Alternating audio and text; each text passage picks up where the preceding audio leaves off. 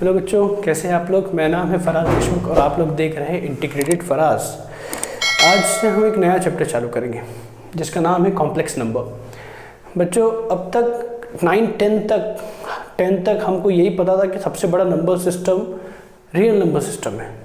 Real number सबसे बड़ा number system है, लेकिन आज एक नई बात हमको मालूम पड़ेगी कि नहीं भाई, रियल नंबर सिस्टम से भी एक बड़ा नंबर सिस्टम है जिसको हम बोलते हैं कॉम्प्लेक्स नंबर। नाम से ही कॉम्प्लेक्स है, चैप्टर भी कॉम्प्लेक्स है, लेकिन हम लोग उसको बहुत आसान बना देंगे इंशाअल्लाह। बहुत इंपॉर्टेंट टॉपिक है कॉम्प्लेक्स नंबर सिस्टम, और ये एक नंबर सिस्टम है कॉम्प्लेक्स नंबर जो रियल नंबर से भी बड़ा है।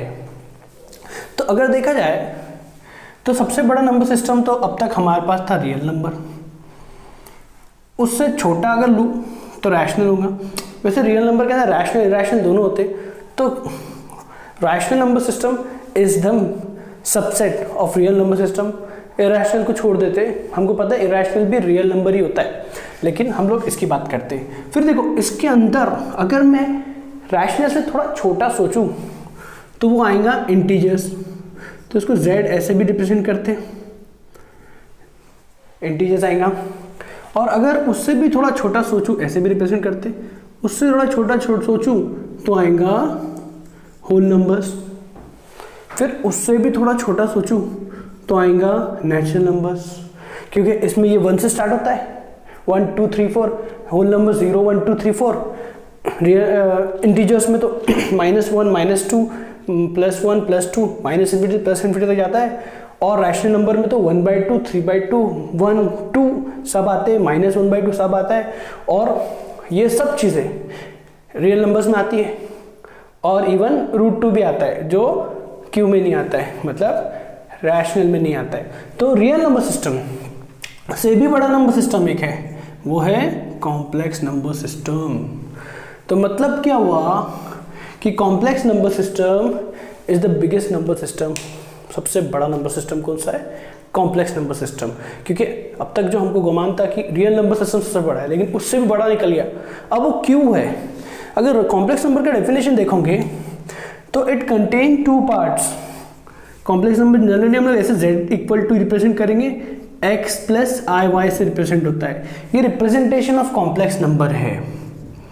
हम कॉम्प्लेक्स नंबर को ऐसे रिप्रेजेंट करते हैं, रिप्रेजेंटेशन ऑफ कॉम्प्लेक्स नंबर। तो कैसा होता है? z = x + i y। तो basically complex number is the combination of real part plus imaginary part. इसमें जो y है वो इमेजिनरी पार्ट है, x जो है ना वो रियल पार्ट है। तो इसको लिखेंगे रियल पार्ट ऑफ z। ये रियल पार्ट ऑफ z है, z is a complex number. और जो y है ना वो इमेजिनरी पार्ट है, ठीक है। y इमेजिनरी पार्ट है, लेकिन इस पर एक इंटरेस्टिंग बात बताता हूँ। y खुद इमेजिनरी नहीं है, वो इमेजिनरी पार्ट उसको बोलते हैं, लेकिन वो खुद इमेजिनरी नहीं है, क्योंकि इस डेफिनेशन में z = x + i y में x, y जो है बिलोंग्स टू रियल है। ये बड़ी इंपॉर्टेंट बात है कि x, y जो है ना बिलोंग्स टू रियल है। x और y रियल है, लेकिन ये चीज़ इमेजिनरी है। इमेजिनरी हो भी सकती है, नहीं भी हो सकती है, लेकिन जनरली तो इमेजिनरी होती है। तो ये जो y है ना, इसको इमेजिनरी पार्ट ऑफ z बोलते हैं और x को रियल पार्ट ऑफ z बोलते हैं। तो इसमें मेन बात क्या है गौर करने की कि I वाला टर्म जो है I, ये I बड़ा इंपॉर्टेंट है। थोड़ी हम लोग को I पे चर्चा करना पड़ेगी। I पे चर्चा करते हैं, चाय पे कितनी चर्चा करेंगे, कभी कभी I पे भी करते हैं, ठीक है। तो I क्या होता है? I का होता है I is nothing but is defined as iota. I is iota, is called as iota. बहुत लोग आयोटा ही बोलेंगे इसको। तो I इज √(-1). ये I हमारी ज़िंदगी आसान करने आया, क्योंकि बहुत बार क्या होता है ना कि हमको ऐसे इक्वेशंस आते हैं जिसके सोल्यूशंस रियल नहीं होते। रियल अगर सोल्यूशन नहीं हो रहा है तो हमको ये I की मदद लेना पड़ती है।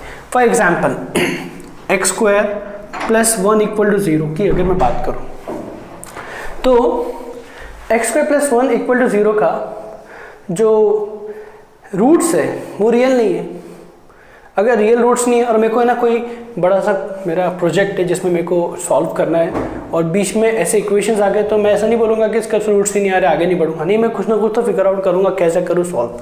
तो मैं क्या करता हूँ, इसको ऐसे लिखता हूँ x² = -1 और रूट लेता हूँ और ये रूट ऑफ -1 लिख देता हूँ। जब हालांकि मुझे पता है कि नेगेटिव टर्म्स का रूट नहीं होता है, और नेगेटिव टर्म्स का रूट क्यों नहीं होता है वो भी मैं बताता हूँ। तो इसका आंसर आएगा, मैं रूट ऑफ -1 लिखता हूँ और बोलता हूँ कि मालूम है एक्सिस्ट नहीं करता है, इसको मैं आयोटा से रिप्रेजेंट कर देता हूँ, इमेजिनरी टर्म से रिप्रेजेंट कर देता हूँ। रियल वर्ल्ड में तो रूट ऑफ -1 एक्सिस्ट नहीं करता है। तो -1 रूट लेने से भी अपना काम बन गया। कैसे? मान लो अगर x² + 2 होता तो मैं x² = -2 लिखता और इसको -1 × 2 लिखता और x = लिखता रूट ऑफ -1 × √2 प्लस माइनस, तो ये जो है ये i हो गया, तो √2i प्लस माइनस √2i। मतलब क्या हुआ कि ये मेरा i काफ़ी है कोई भी उसको रिप्रेजेंट करने के लिए। तो आयोटा क्या होता है? रूट ऑफ -1 होता है। अच्छा, अब ये इमेजिनरी चीज़ की ज़रूरत क्यों पड़ी बता देता हूँ। क्योंकि अगर तुम 2 का स्क्वायर करोगे बच्चों, 2 का स्क्वायर करेंगे तो तुमको 4 मिलेगा, और -2 का भी स्क्वायर करोगे तो भी तुमको 4 मिलेगा।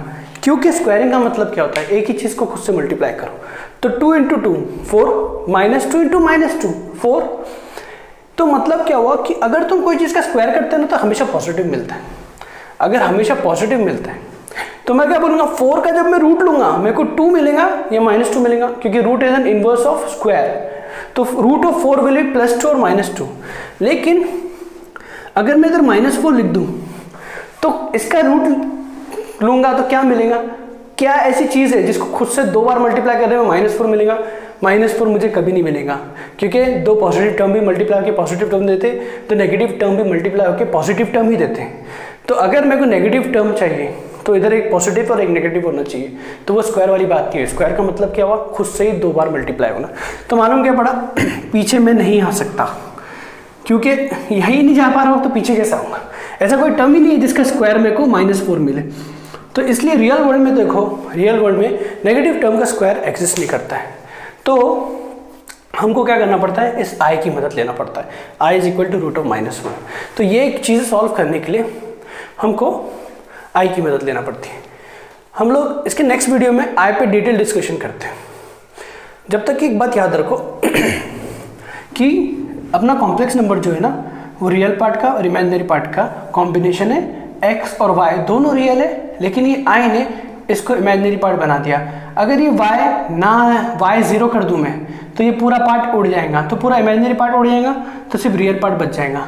तो इसमें एक बात याद रखो कि अगर, अच्छा इंपॉर्टेंट नोटिफिकेशन भी याद रखो कि इसको मैं रियल पार्ट ऑफ z भी बोलता हूँ। मतलब रियल पार्ट ऑफ z इतना बड़ा लिखने की जगह real part of z is x और real part imaginary part of z is y।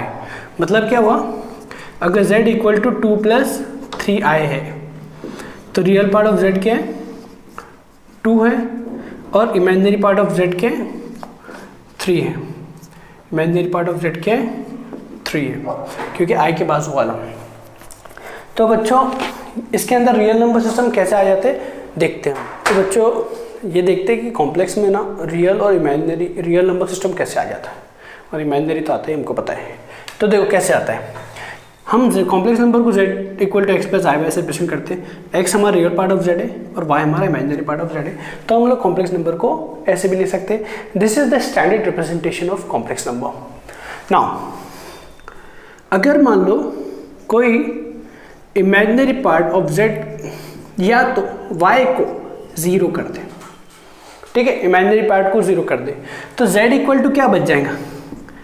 Real part of z बचेगा, बस ये 0 हो गया, तो मथिकली x बचेगा। और हमको मालूम है x और y दोनों रियल ही थे। i उसको इमेजिनरी बनाता है, y तो खुद रियल है और x भी खुद रियल है, तो ये बिलोंग्स टू रियल है और नाम से रियल पार्ट ऑफ z है, तो ये रियल है। तो मालूम क्या पड़ा, z क्या है? रियल है। कब रियल है? जब उसका imaginary part of that complex number 0 होता है, मतलब y 0 होता है। तो मालूम क्या पड़ा, जब y 0 होता है तो z हमारा पूरा रियल नंबर सिस्टम देता है। तो रियल नंबर सिस्टम इस कॉम्प्लेक्स नंबर सिस्टम के अंदर आ गया, रियल नंबर सिस्टम इस कॉम्प्लेक्स नंबर सिस्टम के अंदर आ गया। तो अगर मैं वेन डायग्राम से बनाऊं तो कॉम्प्लेक्स नंबर सिस्टम है, उसके अंदर ये रियल नंबर सिस्टम है।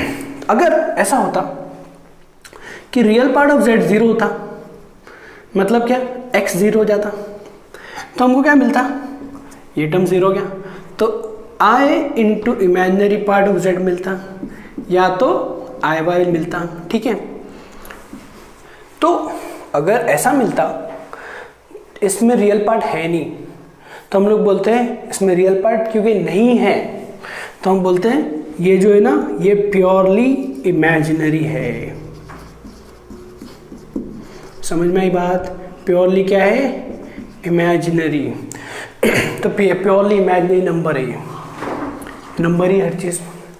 तो मालूम क्या पड़ा, रियल वर्ल्ड तो कॉम्प्लेक्स में आता है और प्योरली इमेजिनरी वर्ल्ड भी आता है, तो ये छोटा सा प्योरली इमेजिनरी वर्ल्ड बना देते हैं, मतलब आई वाई वाला और ये एक्स वाला था, और बचा कुचा क्या है, एक्स प्लस आई वाई वाला, मतलब जहाँ पर रियल पार्ट भी है इमेजिनरी पार्ट भी है। फॉर एग्जाम्पल अगर मैं ऐसा बोलूँ z equal to 2 plus 3i, तो ये जो है ना, ये रेगुलर वाला पार्ट हो गया x प्लस आई वाई, जिसके अंदर रियल पार्ट भी है इमेजिनरी पार्ट भी है, कोई जीरो नहीं है।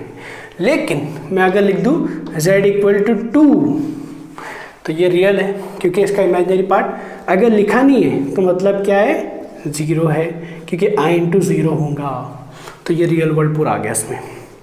सिमिलरली अगर मैं सिर्फ इतना लिख दूँ z इक्वल टू 3i, तो मैं इसको लिख के सकता हूँ देखो बच्चों, ये तो z इक्वल टू राइट है, लेकिन ये इसका स्टैंडर्ड रिप्रेजेंटेशन है कि इसमें रियल पार्ट भी दिखता है इमेजिनरी पार्ट भी दिखता है, ये भी सही है, लेकिन इसका स्टैंडर्ड रिप्रेजेंटेशन क्या होगा, 0 प्लस i3 या 3i, i के बाजू 3 है, तो इसका रियल पार्ट 0 है, तो ये कौन सा है, प्योरली इमेजिनरी टर्म है। अच्छा, इसमें तुमको एक बात याद रखना पड़ेगी, प्योरली इमेजिनरी और इमेजिनरी में फ़र्क क्या है कि ये जो है ना, ये इमेजिनरी है क्योंकि इसके अंदर क्या है ना, इसके अंदर रियल पार्ट भी है इमेजिनरी पार्ट भी है, इसमें सिर्फ इमेजिनरी पार्ट है, रियल पार्ट नहीं है, इसलिए प्योरली इमेजिनरी है। और रियल होने के लिए तो इमेजिनरी पार्ट होना ही नहीं, तो प्योरली रियल बोलने की जरूरत नहीं है, रियल बोल दिया तो काफ़ी है कि उसमें इमेजिनरी टर्म नहीं है, तो इतना काफ़ी हो गया। देखो कॉम्प्लेक्स इतना बड़ा नंबर सिस्टम है, उस कितना बड़ा सी से रिप्रेजेंट नंबर उसका यूनिवर्सल सेट हो गया, इसके अंदर x अगर y 0 है तो रियल है, मतलब ऐसा हो गया 0 प्लस आई वाई, तो प्योरली इमेजिनरी, और ये नॉर्मल अगर इमेजिनरी टर्म है तो। अच्छा, एक छोटी सी बात बताओ, अगर मैं बोलूँ z equal to 2 minus 3i लिखूँ और तुमसे पूछूँ रियल पार्ट ऑफ z क्या है, तुम तो खुशी खुशी तब बोल देंगे कि सर 2 है। इमेजिनरी पार्ट ऑफ z क्या है, तो तुम लोग खुशी खुशी बोल दोगे 3 है, लेकिन वो खुशी को थोड़ा कंट्रोल करो, इसका आंसर देंगे -3, क्योंकि हमारा जो फॉर्म है वो x प्लस आई वाई का है, तो ये x2 है, i को बाहर निकालो, ये -3 है, तो इमेजिनरी पार्ट ऑफ z क्या है, -3 है। तो बच्चों एक ब्रीफ इंट्रोडक्शन हो गया कॉम्प्लेक्स नंबर का। नेक्स्ट वीडियो में हम i पे डिस्कशन करते हैं। Thank you.